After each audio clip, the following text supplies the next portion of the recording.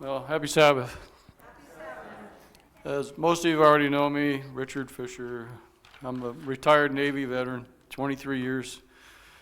My story's kind of long, so I hope I don't bore you too much.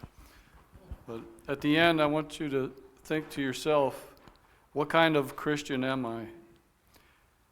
This all started, it was 1977, just tell you how old I am, 78 maybe, I get the years mixed up. There was a snowstorm that hit the East Coast really bad. Anyway, that's not where it starts. I was on a submarine. We just came back from a secret mission that I can't even tell you about, but we all survived.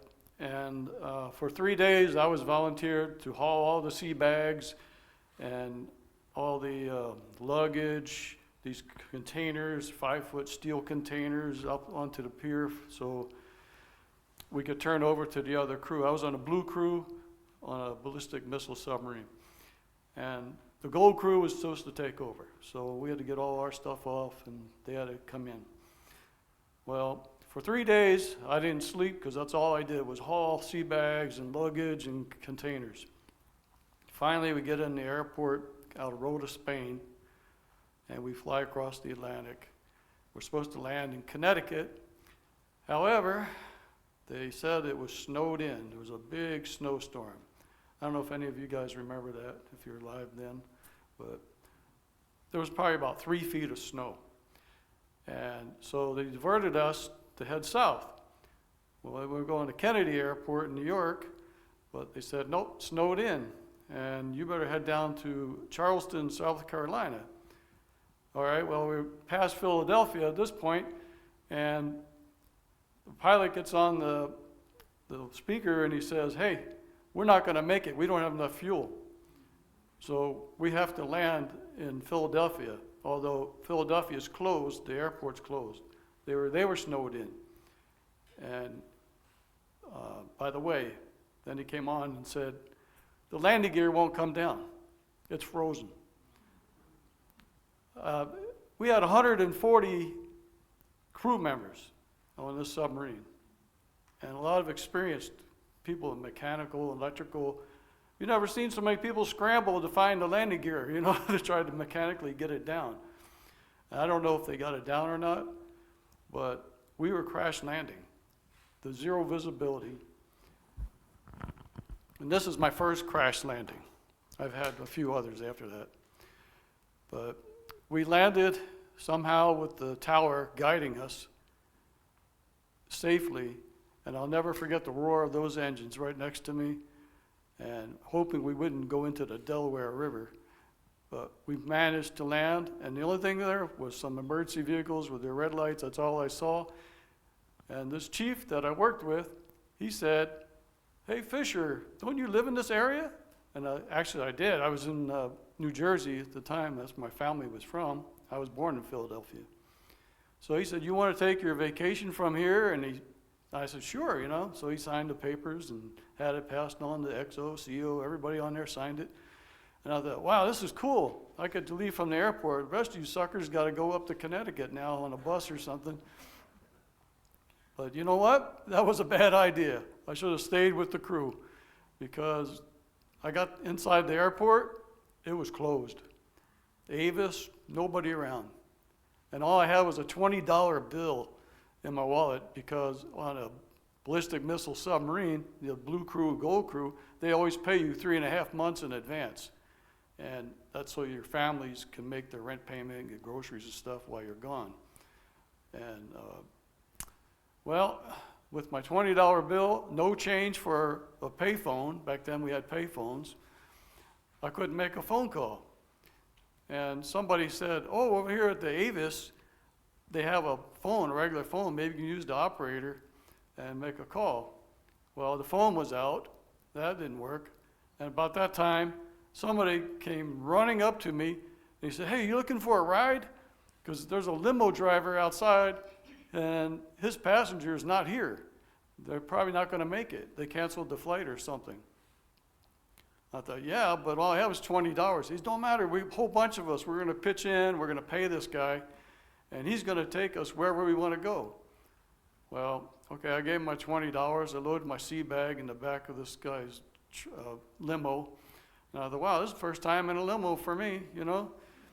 I remember going across the Walt Whitman Bridge over to New Jersey and thinking, well, it's really snowing hard here. And when we got to the off-ramp where my parents' apartment was, the driver said, I can't go down there. It's like 2 feet deep at this point, the off-ramp, the snow. So he let me off with my sea bag at the top of this off-ramp. And I was just like, how am I going to get to this apartment? It's about a mile, you know? Well, I just carried my sea bag one step at a time. The snow is up to my knees at this point and getting deeper. By the time I got down to the off-ramp, I went to the right a little bit, and then it was getting really bad. The snow was so thick, I had lost my vision. I had no idea where I was going. I had no idea.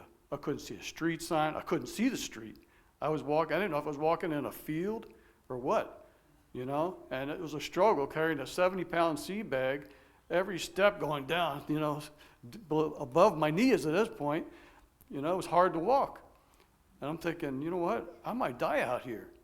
And about that point, I just kept pushing forward, you know, and hoping I could find something to see, a building, anything, you know.